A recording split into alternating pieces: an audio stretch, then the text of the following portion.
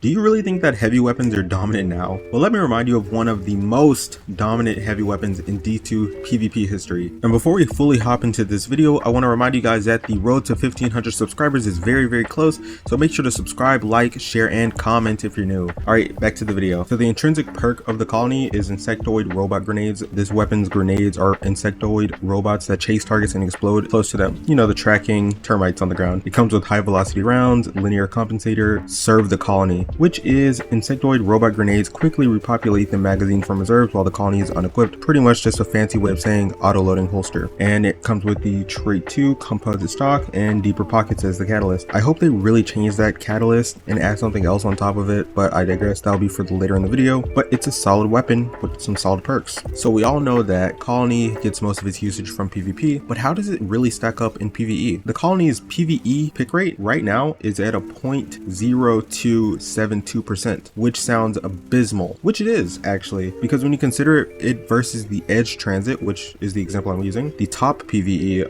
grenade launcher right now, and it sits at a 1.56 pick rate right now. So it is a 60, almost a 60 times difference in pick rate, which is insane. Now yes, Edge Transit has been released newer, so more people are going to flock to it.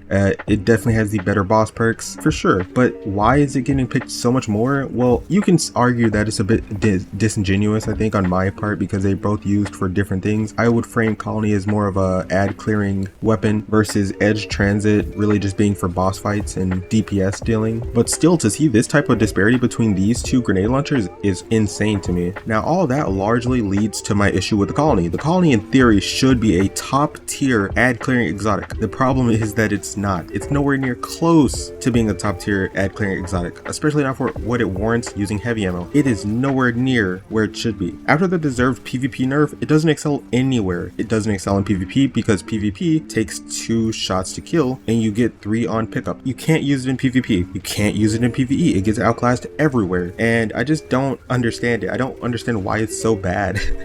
Because it's so good. It feels fun to use, but you have to really build into it to make it even noticeably good. Heck, you'd have a better time ad clearing with the legendary wave frames available in the game. There's no area that this weapon dominates or excels in. Hopping back to PvP really quickly, with the amount of available healing and overshields and stuff like that, there is so much that you can do to just live through the colony, especially if it's not directly spammed on you. Like if any shots are just separate in timing, you can probably just out heal it. Now let's get to the real meat and potatoes of this whole discourse. How do you buff this thing without making it overbearing? How do you make it worth it? And now it's easy to just say crank up the damage numbers and make it meta. Shout out Acid-Cross for that one.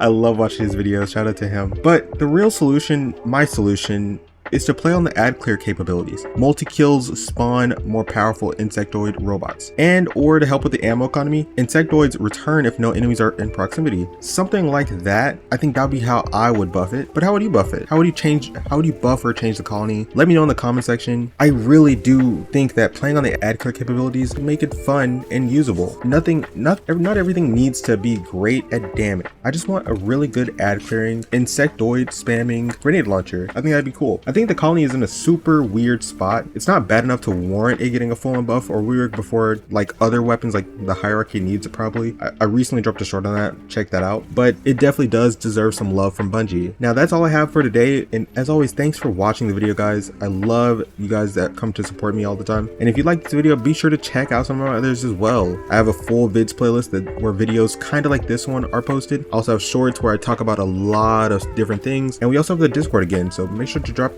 by and say hey. Enough of that. Thanks for watching, guys. Peace. Love you.